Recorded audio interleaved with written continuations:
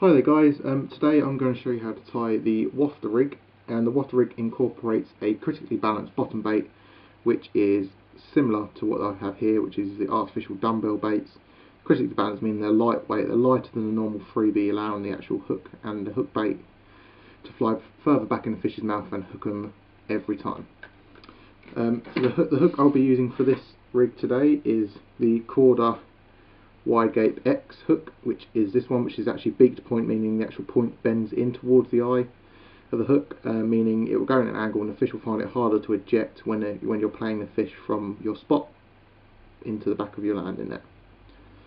This is then followed by a section of dark matter super heavy tungsten braided hook link and 15-pound breaking strain. It's very supple, so they're tungsten infused, so it'll lie over any debris on the lake bed, follow the contours and look as natural as possible to the fish.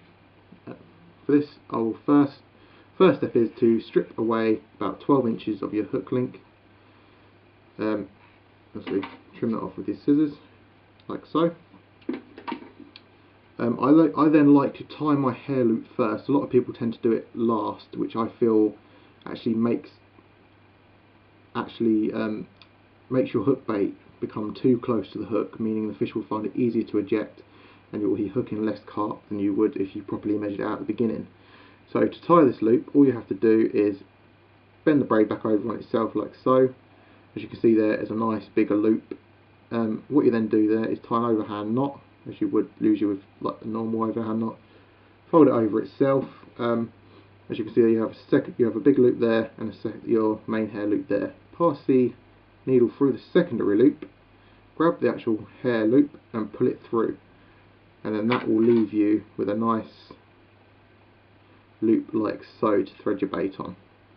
Before I thread the bait on, I would like to just cut off the tag in there like so, and then you'll want to grab your needle and your hook bait, thread that needle through the hook bait like so, grab your hair loop, hook the little hook of the latch needle onto the hair loop, thread your bait on. I actually like to have the knot of the actual hair loop sitting within the bait, meaning it will lock the bait in place.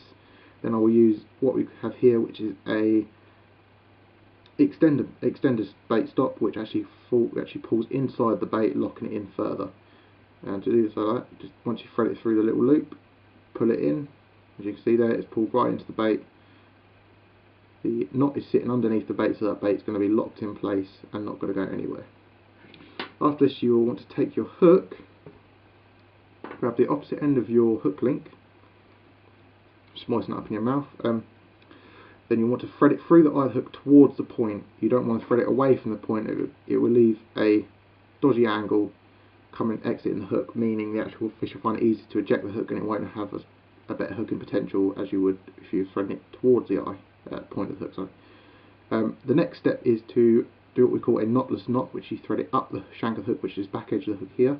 I like to do it 7 times. So there's 1, 2, 3, 4, 5, 6 and 7.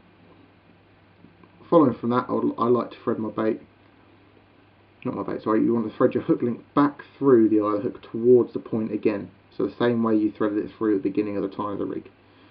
This allows you to create, as you can see there, the actual braid exit is a slight angle towards the point of the hook, meaning it's going to allows that hook bait and the hook to turn as it gets in the mouth. So it will do effectively this, as you can see there.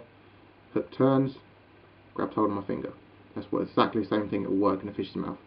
That is effectively the hook link tied already. That's the rig complete, near enough. So what will happen there? Your hook will lie flat, your bait will hover just above the hook, actually hides the hook, so when the fish come down all they see is the bait, they don't see the hook underneath, which is a very good edge to have when you're out on hard, difficult waters. The actual critically balanced hook bait, as you can see there, every time I lift up, that hook point is always falling further towards the bottom, towards the floor. And that indicates that all the weight of the rig is transferred onto the point of the hook, meaning that will be the first component to actually touch the all-important bottom lip of the carp and hook it straight away as soon as it blows into his mouth. To finish this rig off, I like to tie a figure of 8 loop at the end, which is again exactly the same as tying your granny knot. So you have a nice big loop as such, like that. Same process. Bring it back over itself, like so. So you've got a nice big secondary loop and as like I said before, like a hair loop. But with this one, what you want to do is you actually twist that secondary loop there. So actually, once the hook's finished, the knot is finished, it will look exactly like it does there, figure of 8 shaped. It's effectively a double granny knot, but we just like to call it a figure of 8, just the way it exits a hook. And if you need help tightening it down, get your rig puller, tighten it down like so.